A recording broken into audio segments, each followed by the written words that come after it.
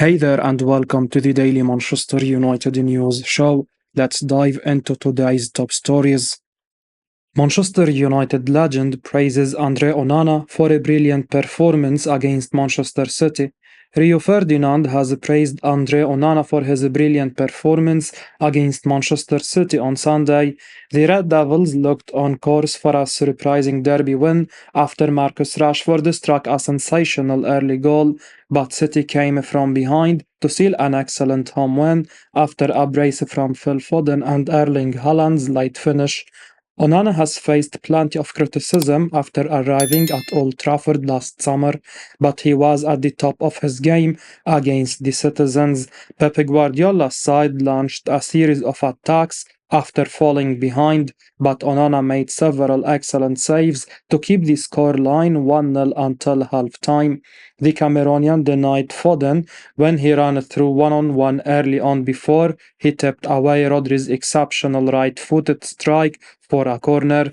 Rashford received the plaudits for his 25-yard pile driver, but it all started with Onana's superb long pass to captain Bruno Fernandes. Rio Ferdinand later showered praise on the 27-year-old goalkeeper on his YouTube channel, saying he was brilliant all game. He said, Marcus Rashford goes up the other end, Onana with a great kick. Onana, I thought, was brilliant all the game, to be fair to him. Played the ball forward, one ball over the top.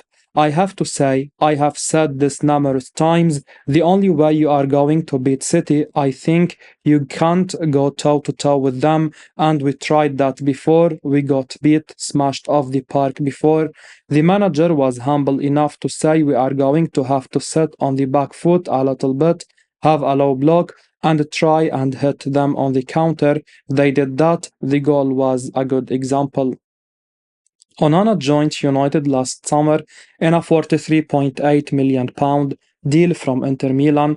He endured a challenging first few months after making several high-profile mistakes in the Champions League. However, he has stepped his game to deliver improved performances. Onana has helped United keep 7 clean sheets in 27 Premier League outings this season. Rafael Varane impresses for Man United in Manchester derby defeat. Manchester United centre-back Raphael Varane delivered a solid performance during the 3-1 Premier League derby defeat to Manchester City. The Red Devils suffered a second consecutive league loss on Sunday, but there were some positives to carry forward from the Etihad Stadium. Marcus Rashford answered critics with a stunning long-range goal to open the scoring in the 8th minute. He could have easily scored 2 more. Meanwhile, Kobbie Mainoo was solid as usual from the center of the park. The teenager won 100% of his ground duels and stood tall against Rodri. Elsewhere in defense, Varan had another standout showing. He kept the City attack at bay with as many as 9 clearances, losing possession just thrice. He had one forgettable moment against Haaland in the first half, but the World Cup winner was assured at the back with a 90% pass accuracy, winning 100% of his aerial duels. Varane's current £350,000 a week contract expires at the end of June, and United's hierarchy have decided against triggering a 1-year extension clause. No talks are planned at the current point of time, but we believe the club should propose a new long-term deal with a reasonable pay cut on his wages. On his day, the £34 million signing is undoubtedly one of the best in the world. His fitness record may not be perfect, but he is one of United's leading centre-back. Hopefully, there will be progress over contract talks in the coming weeks. A new deal could also be in the pipeline for Johnny Evans, who has exceeded expectations. The 36-year-old looked assured alongside Varane at the heart of the defense and was unfortunately taken off after the hour mark, having been playing with an injury. Diogo Dalot dominated the proceedings versus Jeremy Doku in Manchester derby. Manchester United defender Diogo Dalot had an impressive outing during the 3-1 Premier League defeat to Manchester City at the Etihad Stadium. The Red Devils went into the Manchester derby as underdogs. Marcus Rashford's stellar long-range strike in the 8th minute silenced the home fans. United went into the break with a deserved 1-0 lead but could not hold onto their advantage after the break. A splendid Phil Foden brace and a late Erling Haaland goal sealed the victory for the citizens. Rashford won plenty of praise for his stunning opening goal, but there were also positives at the back, with Diogo Dalot, Raphael Varane, and Johnny Evans standing out. There was much talk about how Dalot would handle the pace and dribbling of Jeremy Doku, but the Portuguese came out with flying colours against the Belgian. Dalot won 9 duels alongside 100% of his tackles, 3 out of 3. He also won 100% of his dribbles, 3 out of 3, alongside 3 clearances. He blocked 2 shots on goal. Doku, on the other hand, had just 1 shot on target, winning 3 duels. Dalot definitely nullified the threat of the £55 million signing, who was substituted in the 59th minute. The Portuguese was switched to left back for the final 29 minutes as part of a tactical change from manager Erik Tanhaag, which coincided with United's downfall. With Evans injured, Victor Lindelof was asked to partner Varan in central defense. Dalot moved into the left-back role, with Willy Cambuala being introduced at right-back.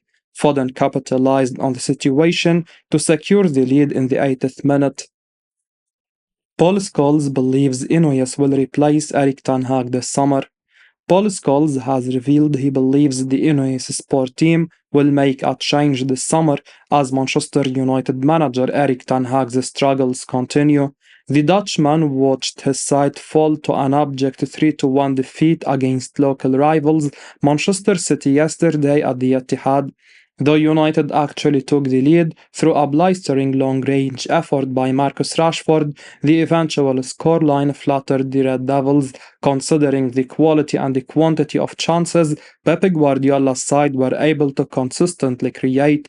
The defeat leaves United 11 points off fourth-placed Aston Villa and 5 points from Tottenham Hotspur in fifth. United's much worse goal difference essentially adds another point to both of these gaps, while Spurs retain a game-in-hand advantage. In short, Champions League qualification appears an increasingly unlikely prospect for Ten Hag's team next season, yet this was the stated goal of Sir Jim Ratcliffe upon confirmation of his role as a new co-owner at Old Trafford. Yesterday's defeat and the manner of the performance will have given the club's new rulers little optimism for the remainder of the season, and Scholes believes little faith in continuing with Ten Hag beyond the summer. The former midfielder said, "I think Inouye have already made their mind up. I don't think he will be there next season. I wouldn't be surprised if they are looking for a new manager now." Reports have linked a number of coaches with the prospective manager's role at Old Trafford, including options such as Roberto Di Zerbi, Zinedine Zidane, Thomas Tuchel, and Simone Inzaghi. The range of these names suggests the rumor mill is in fine form, but there are enough movements behind the scenes to suggest Ten Hag's position is precarious. Inouye's initial goal has been to establish a best-in-class executive structure at their newest sporting venture.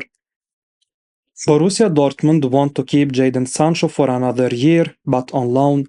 Manchester United have been playing without a specialist right winger throughout the season, with off-field controversies limiting the options at Erik Ten Hag's disposal. Facundo Pellestri's future seems to lie away from Old Trafford, as does the future of Jadon Sancho and Antony. The Brazilian has managed a solitary goal and assist and has been one of the worst ever club signing in history.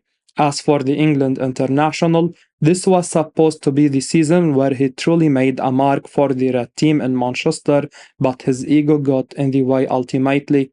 Ten Hag, who supported him last season and even allowed him a break to rejuvenate mentally, called him out for his below-par training displays, and the attacker retaliated by accusing the manager on social media of making him a scapegoat, while also implying that the manager provided preferential treatment to certain players.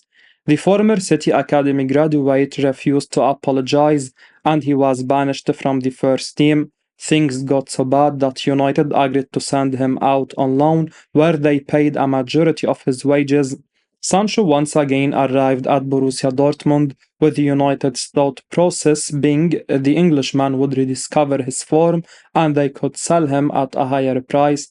But after a blistering start, Sancho has once again fluttered to deceive with the German media, attacking his performances, while club legends do not feel he is up to the standards required.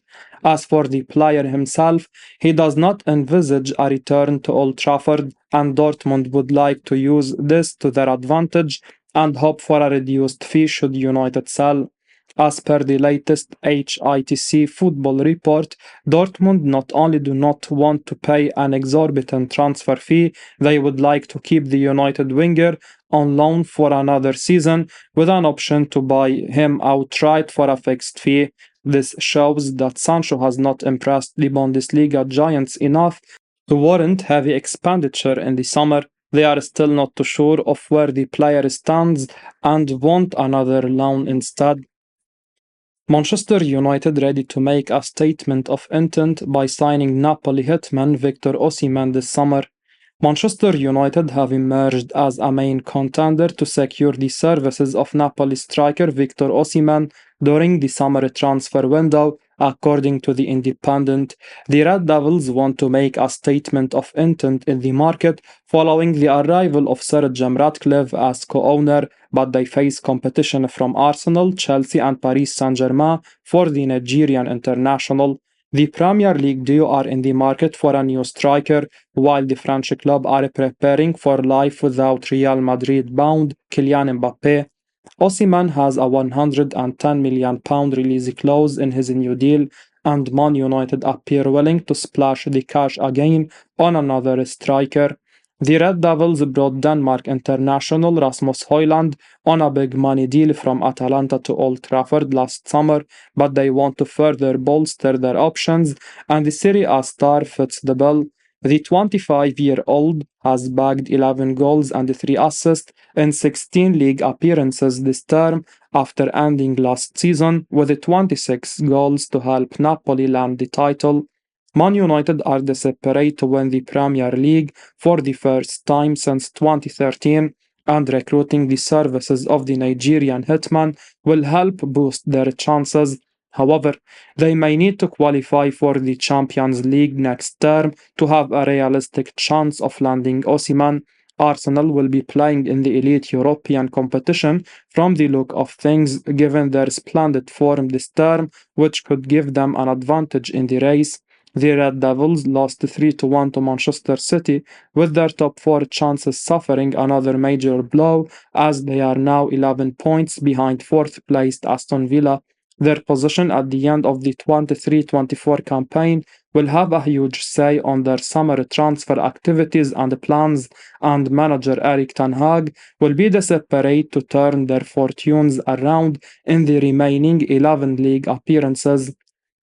Carlo Ancelotti leaves door open for Manchester United move for Alphonso Davies. Manchester United target Alphonso Davies may not be on his way to Real Madrid after all. It was assumed that the Bayern Munich left-back would be a major summer target for Los Blancos, according to numerous sources.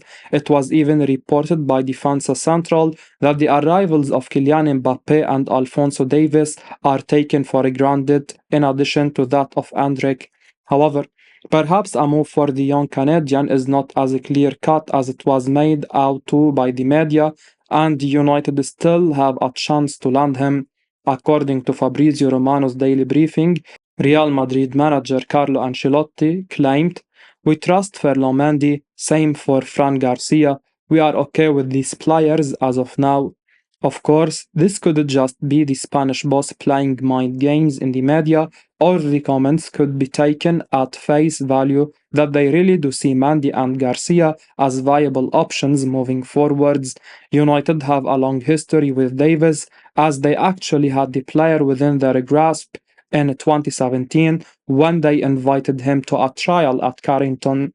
Moreover, it was relied here in 2020 that the Old Trafford side's scout had instructed the club to try and sign Davis, but their plea were continuously ignored by the higher ups. However, United boss Erik Tanhaag was hardly that complimentary of the fullback when, before taking on Bayern Munich in the Champions League this year, he bizarrely asserted Davis is not a great defender. United are clearly looking to bolster their left-back department due to the constant injury problems of Luke Shaw, and backup fullback Tyrell Malacia has not played at all this season. The Red Devils have a strong interest in Spanish left-back Miguel Gutierrez, but Real have a buyback option on him should Girona decide to sell him. The good news is that Real are hardly likely to want both, meaning that United will have a relatively clear path to one or the other this summer. As we wrap up today's Manchester United news, remember to stay tuned for daily updates right here on the channel. Don't miss out on the latest updates, so make sure to hit that subscribe button and give us a like if you found this information valuable. Your support means the world to us. Thanks for watching, and until next time, take care.